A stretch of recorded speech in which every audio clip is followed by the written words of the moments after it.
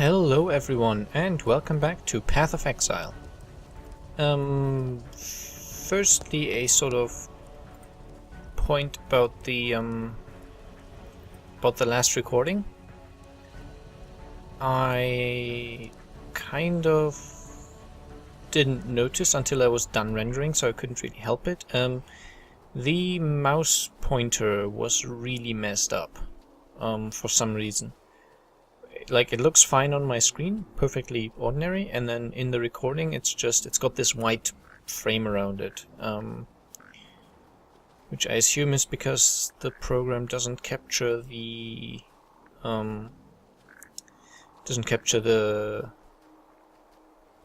frame correctly. It seems to be that the icon is somewhere rendered badly. The problem is I can't do anything about that. I've tried changing any setting in-game. The only thing I can do is not record the cursor. So I'm gonna do 2 videos maybe without the cursor. As in, I can see it, but it's not gonna be recorded. And then let me know if that's acceptable, or I'll see if that's watchable. Anyway, that all being said,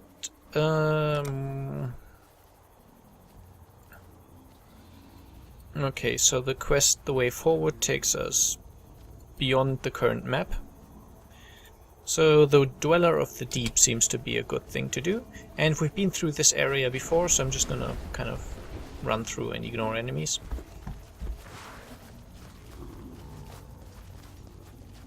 Because I don't want to make it like too long.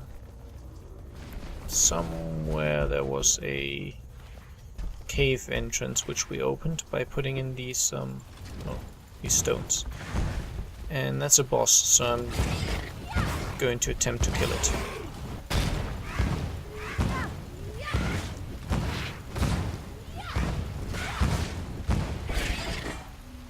And we get a short bow.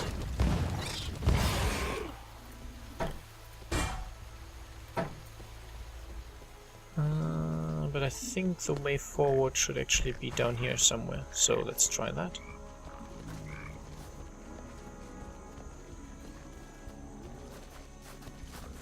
Here maybe? Looks promising. Yeah, that's the wall where you put the stones in.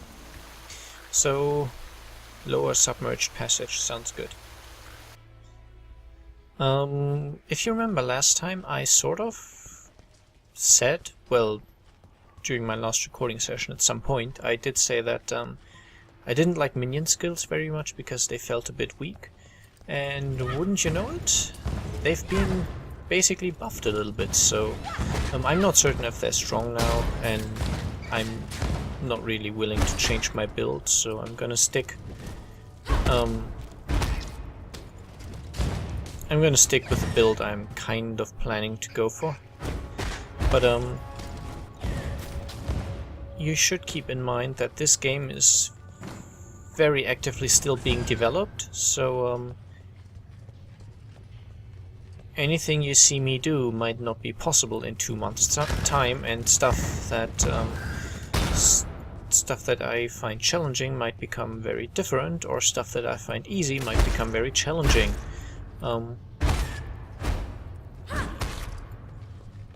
Simply because there's still a very active development team working on the game, constantly adding new content. As far as I see, they're working on a complete new act, so that would be, I think, Act 4.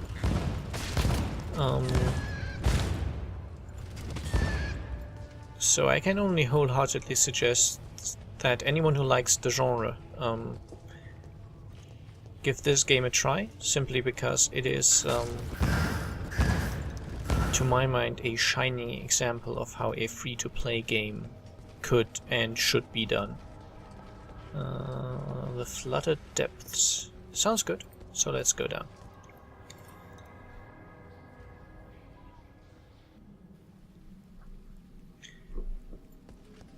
By shining example, I mean this is really quite ideal.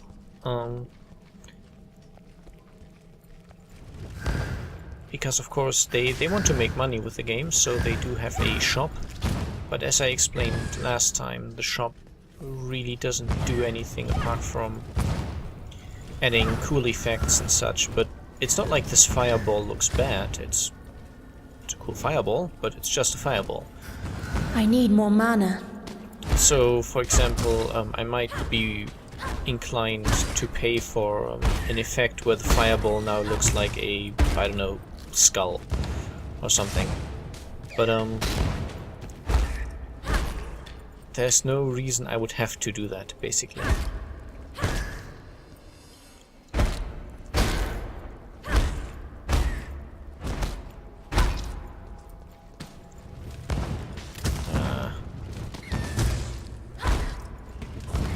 There we go.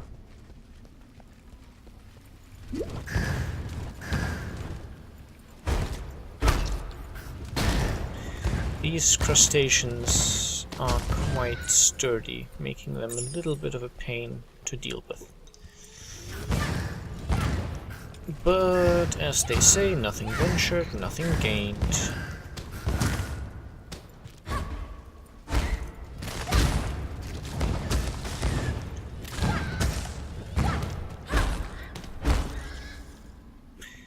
Okay, that seems easy enough.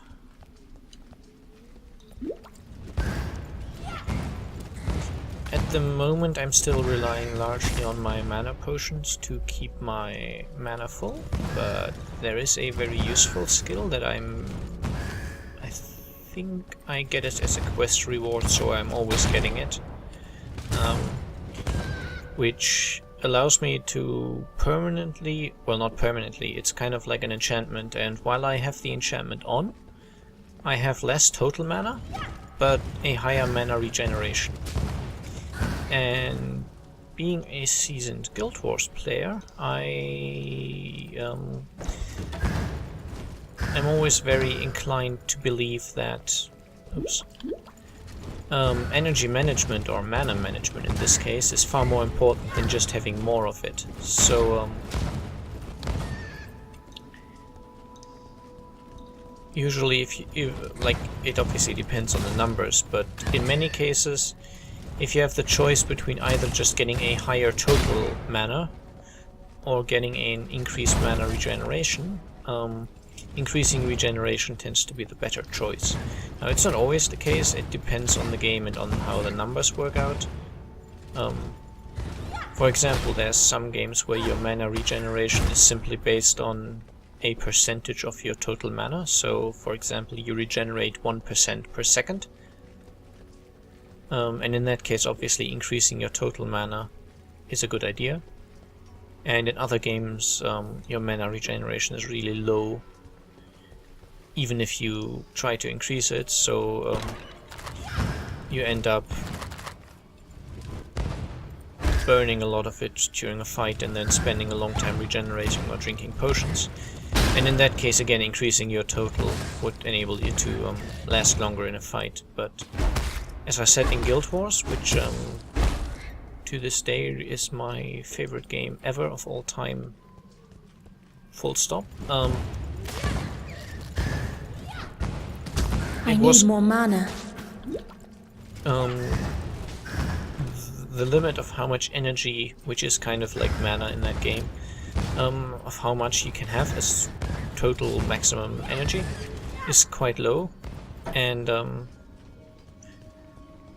just increasing that does not mean that you really last much longer in a fight. It gives you a few seconds, which in some cases can be useful enough, but mostly it's not a good idea to just improve your total energy or total mana. Instead, if you improve abilities which either make your spells cheaper or increase your regeneration somehow, that tends to be the better choice.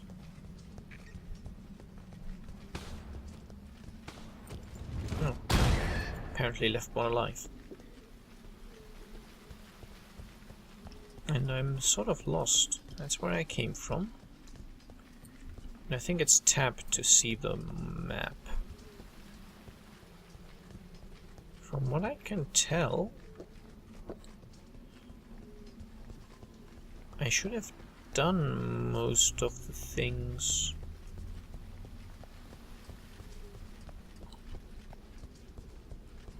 Ah, okay. This is where I can go on.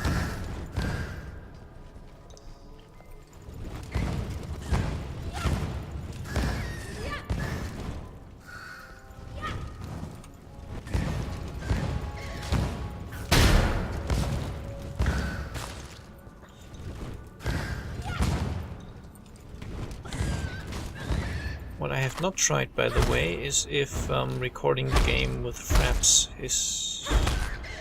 would solve the mouse cursor problem. I greatly prefer using the Xtory because of, well, customizability, I guess. Okay, I can level up my Firestorm, which I haven't really used yet, so actually let me just map that to my middle mouse button. And I have a passive skill point as well. Sadly, I do not quite. Just take a moment. Need to open my passive skill panel. Eventually, I might be going for, where is it? The Chaos Inoculation, which I've spoken about before. Simply because it's such a cool game changer, and a lot of these like special gold large border skills are really really big build changers, I guess. Like the small ones tend to just be general increases to stuff, more spell damage, more cast speed.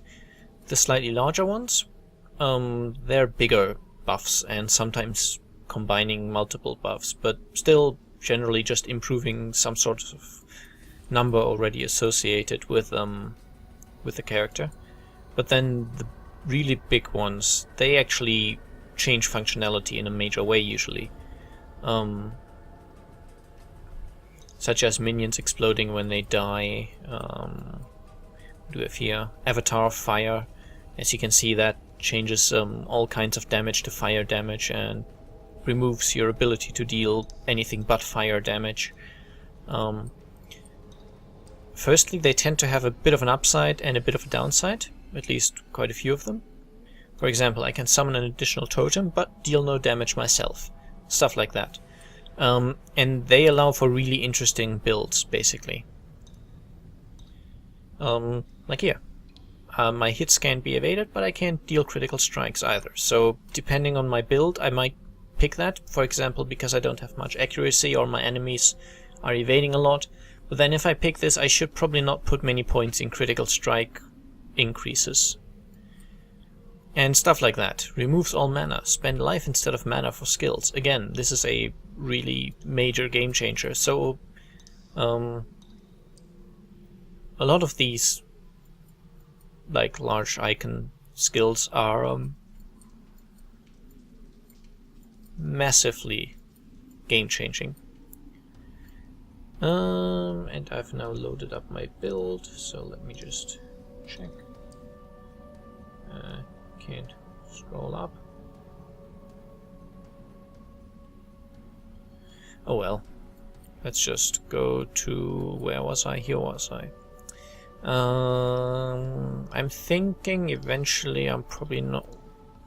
Nah, it doesn't matter. I'm going for increased fire damage and that should be fine. I think my build doesn't really load up properly anymore anyway. Oh, there's actually the enemy we want to face. The Deep Dweller.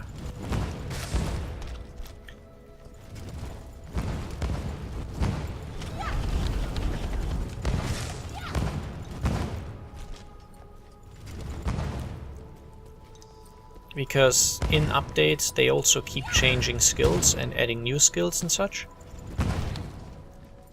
And I believe occasionally they change the passive skill tree as well, so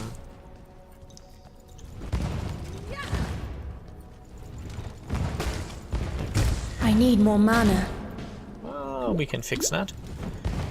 So just like the other crustaceans, once we crack the shell, the insides are a little easier to get through. And And that's us done. I'm not certain if there's meant to be an exit.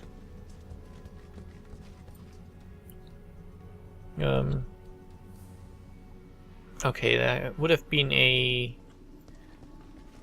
waypoint in the submerged passage, so let me actually try and get that. Which means I'm not just teleporting back to town.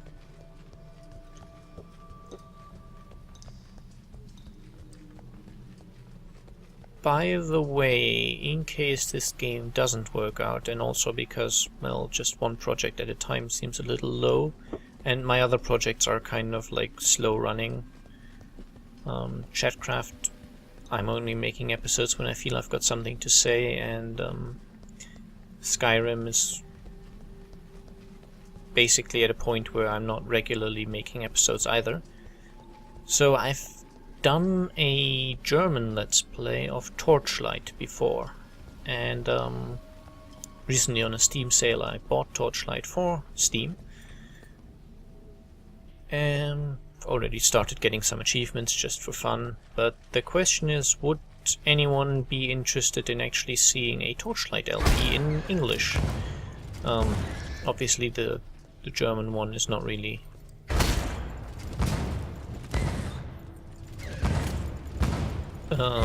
well, it's kind of watchable, but not really that interesting to non-Germans, or at least non-German speaking people.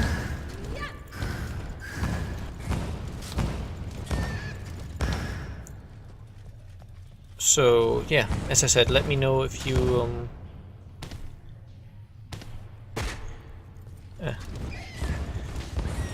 if that would be something you're interested in. It's a sort of quite a cartoony looking game. It has a cool graphical style to it, and I quite like the way it looks. But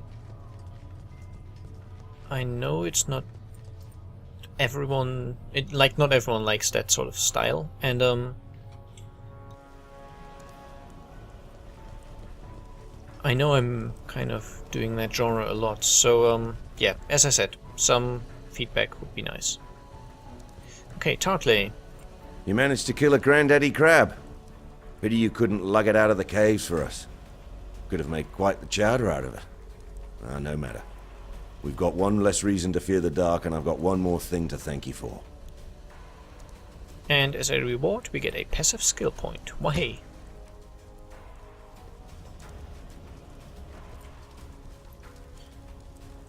And I guess I have enough scrolls of wisdom to just identify this stuff.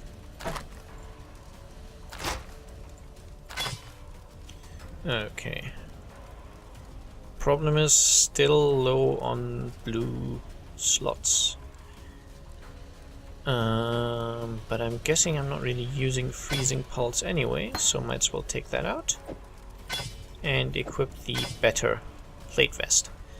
I don't care about bows or shields. Well, I kind of might. Well, it requires dexterity. I can't use it.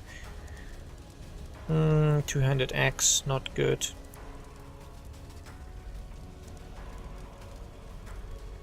There was some sort of key you could hold. Ah, it's the old key to compare equipment.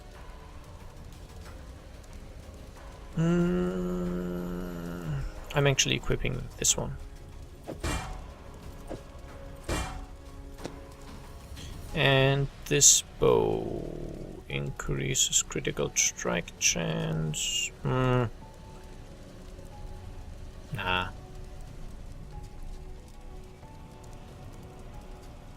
Nah, I'm selling the rest.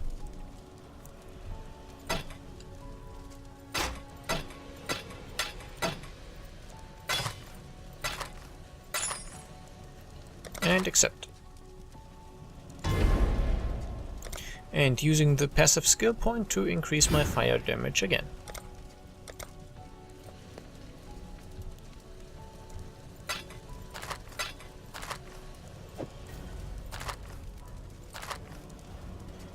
There there we go. I'm also putting this one in here. Since I currently don't have a slot to use it, so it's pointless to carry it around with me.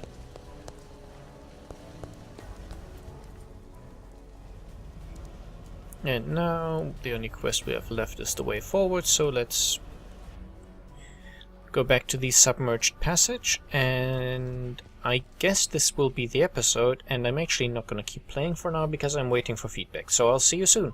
Bye bye!